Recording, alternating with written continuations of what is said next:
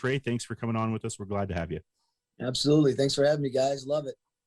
So we wanted to start with just the announced today, the Big Sky announced today, the accolades for your team, individual accolades. So we had Isaiah Brown, who was a unanimous first team All Big Sky selection. Also newcomer of the year. So he got the double dip there. Segu gets the second team All Big Sky selection. And then Dylan Jones, Do It All DJ, gets the freshman of the year, which is something we've advocated here for here on Weber State Weekly. So just your thoughts on the accolades that your players received, and what does that mean for your team as a reward for the season? Well, I'm really happy for those kids. You know, they're great kids, and those kids, our whole team works their tail off. You know, we brought in 9 new guys, and we thought we had them vetted pretty well. But you know, when they got here, it was our whole team just lives in the gym, and those 3 kids are right at the top of, you know, some of the hardest workers on our team. So they've worked hard, they've earned it. But you know, as I told the kids today when it was announced, you know, those are team awards, to be honest with you, because those guys aren't getting awards without us having a really good season and the team working their butts off, the other guys in the gym working their butts off so they can play as good as they can play. And so it's really a team award, and all 3 of those guys are team players, and they understood that.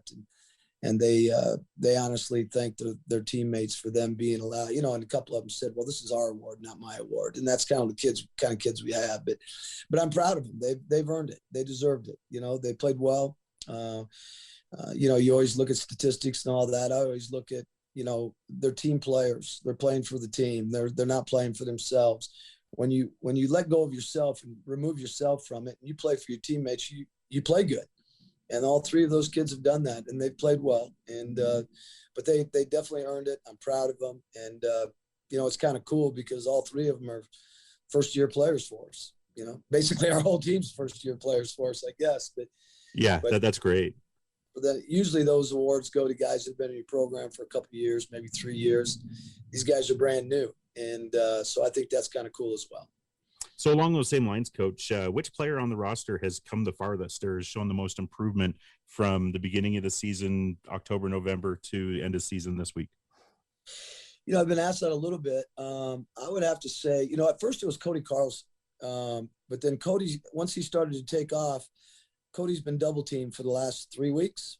They just let him score. So his numbers have gone down, and, you know, there's a reason for that when you get double teamed every catch. But I would have to say Segu. Segu came in, you know, transferred from Loyola Marymount. He's a sophomore. And he got off to a little bit of a rough start. And it wasn't that he wasn't trying hard or anything like that. It was just he wasn't playing great. He wasn't in a very good rhythm. And I think he was trying to figure out how to play with his teammates and where he was playing. You know, we play him at the 2 and the 1, and he was playing 2 spots. And then, boys, it was about a little over a month ago. All of a sudden, you could just see it in practice. He started to get really comfortable with our offense. He kind of figured out where he could get shots within our offense, playing both the 1 and the 2. And all of a sudden, his confidence just went through the roof. And he went on a tear there for about a month where he's just shooting the heck out of the ball, high assist rate. And he's always been our best perimeter defender. So I would say from the start to now, I would say Segu's probably made the biggest jump. And like I said, it's been a month and a half. He really took off and has played really well. And that's one of the reasons why, you know, he was all Big Sky.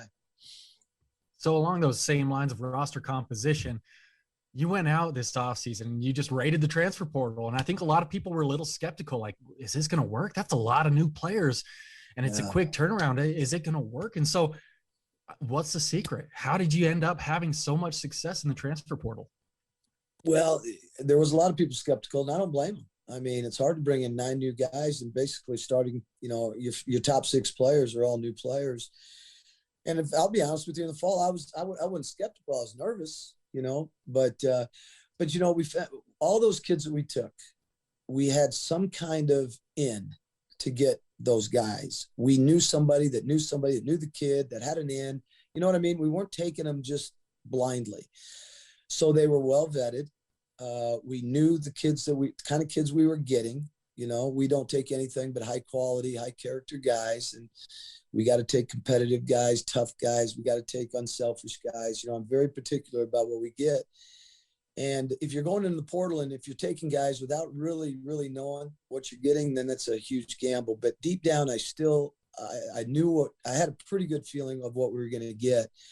And then when they all got here, they all hit. I mean, it was just, yep, that's what we thought they were. And so now let's get to work. But I think if you go in blindly, that transfer portal, and you don't have some kind of in or really know the kids you're getting and can figure out the kind of kids you're getting, it's a big, big gamble. But so we felt pretty comfortable with that.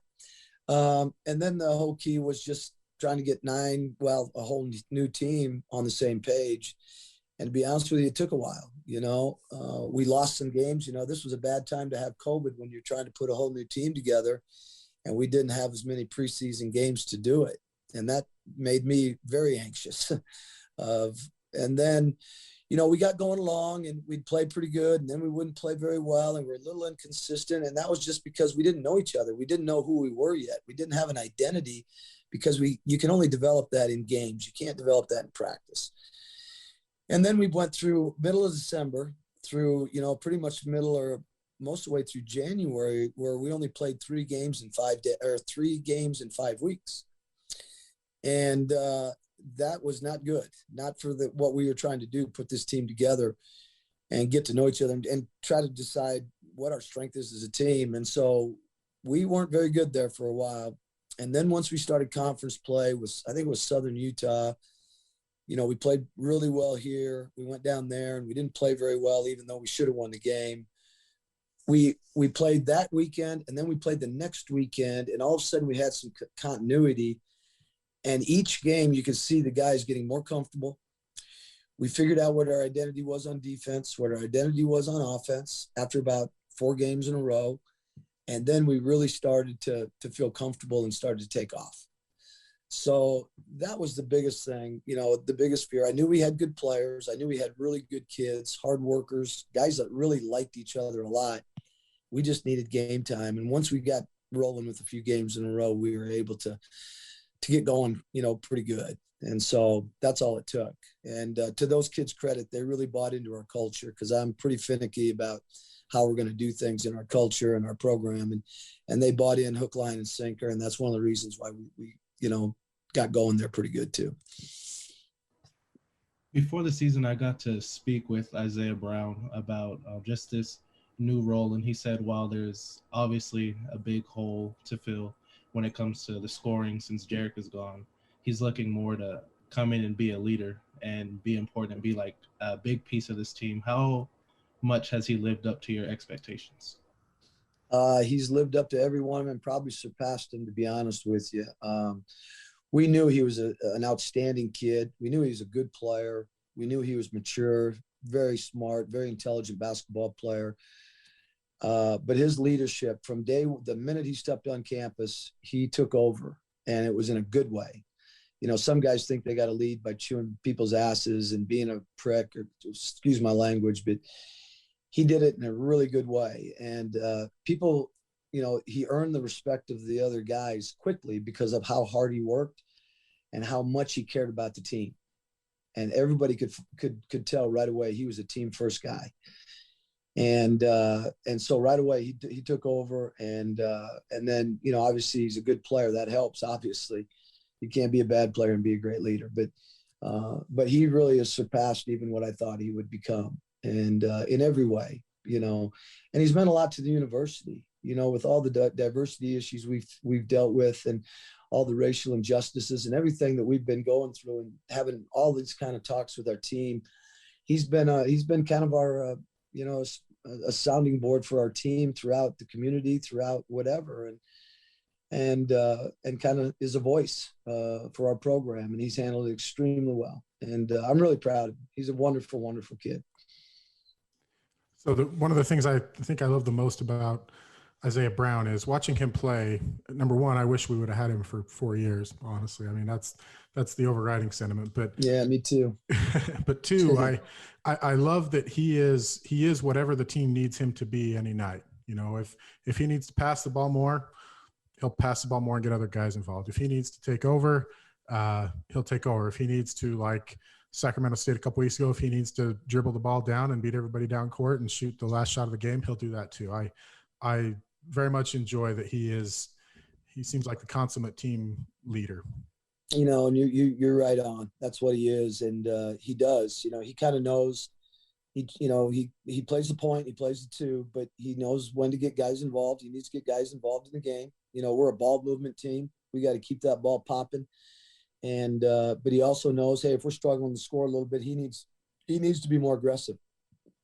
And the last play at Sacramento State was a great example. We actually practiced that, where if we're down or it's a tie game or there's under 10 seconds to go, we're not calling a timeout. I want you to get the ball and you go attack the rim.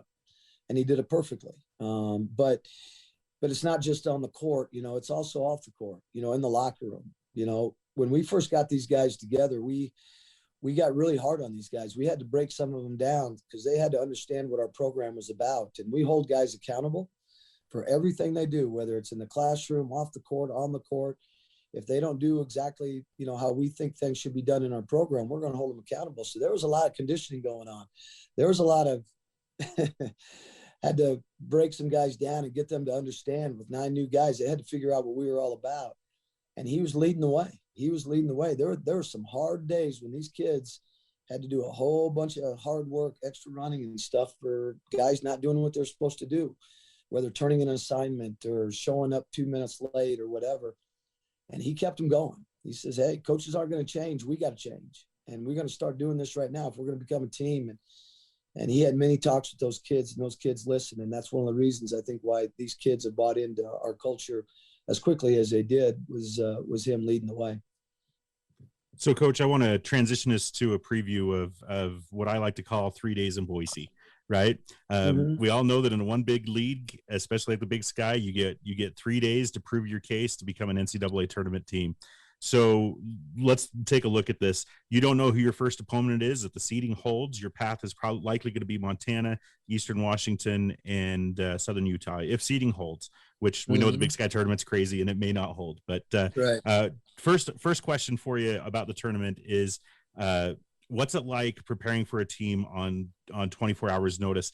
And just as a little wrinkle, how much more difficult is it going to be if you do face Eastern Washington, where you didn't get a chance to see them during the regular season? Yeah, those are two good questions. The first one is always hard. I mean, both of them are hard, but we've had some practice in the past with quick turnarounds with teams before, and sometimes, you can look at it and, for me, I love to prepare, and we prepare our team hard, and we always like to think we're highly prepared for each team. But sometimes you can almost over prepare when you got 2 or 3 days in advance. And I've been guilty of that, where you almost give them too much information, and then you get out there on game night and you play slow because you got too much on your mind. You're thinking about too much. We've done too much preparation. So on one hand, I guess, without having much preparation, you got to do the bare minimum. And without thinking as much, maybe you play faster. You know what I mean? Rather than think about it too much. But sure. But it is difficult.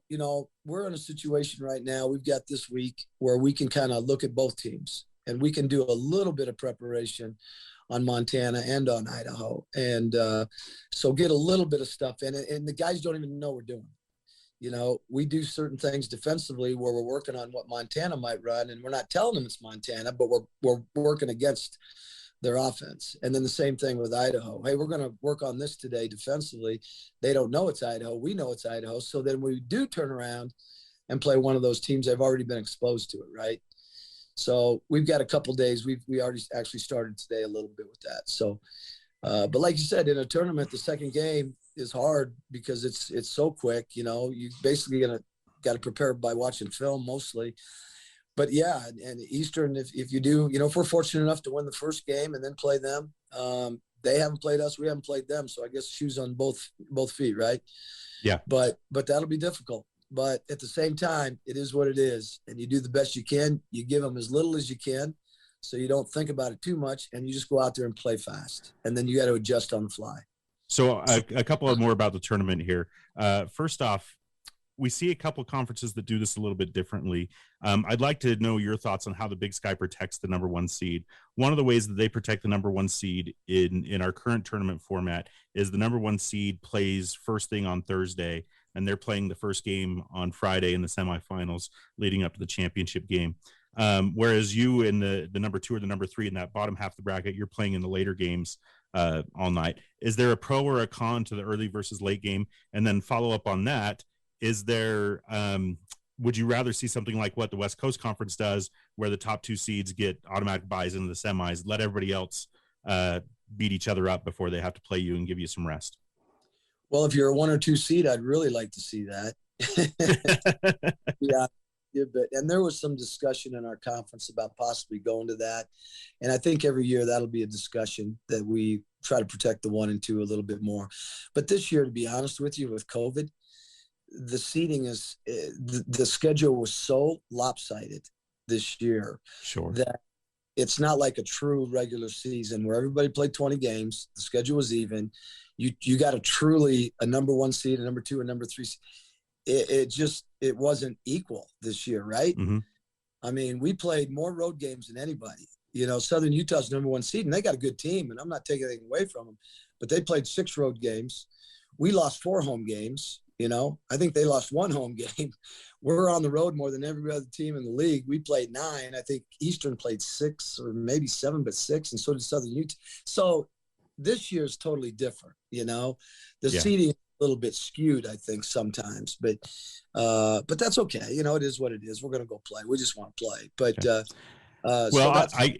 I think I could speak for the entire panel here. Nobody wants to see the Thunderbirds win anything on their way out the door.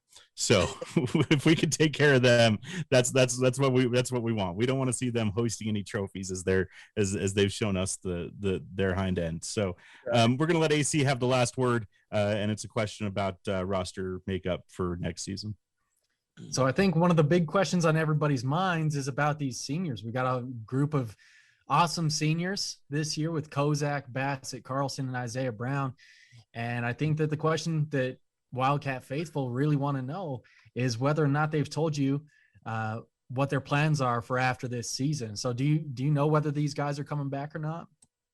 Well, we not for sure. We haven't had that discussion yet because I wanted to wait till after the season. We got, obviously we don't distract from anything that's going on right now. And I just want them thinking about trying to win our next game. So we really haven't had that discussion.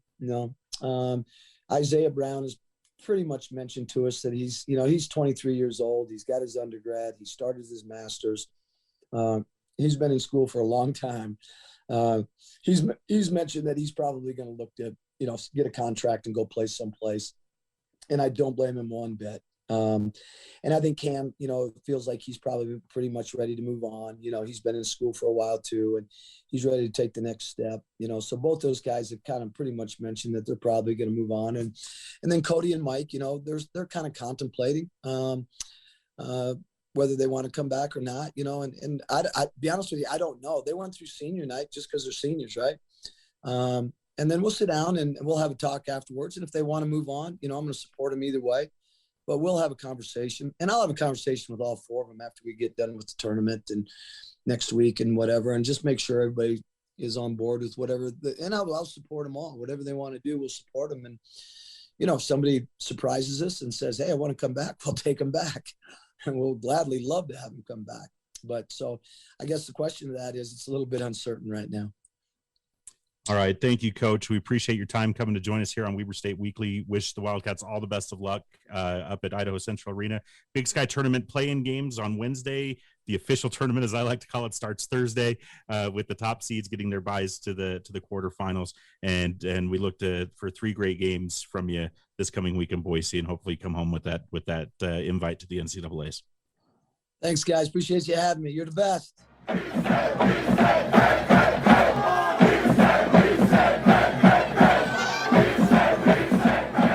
Weber State Weekly is a Deep State Media production. It's produced by Colby Peterson. It's directed and edited by Dan Martinez.